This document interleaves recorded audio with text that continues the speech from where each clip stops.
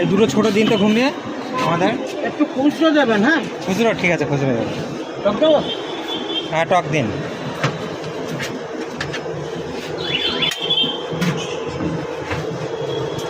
টকটাই তো সেরা লাগে। হ্যাঁ হ্যাঁ, তিনটে দিন, তিনটে।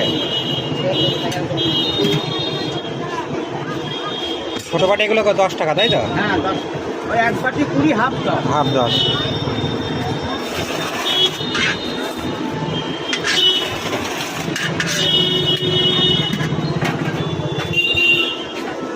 মশলাটা একটু বেশি করে দেবে। হ্যাঁ, ঠিক আছে।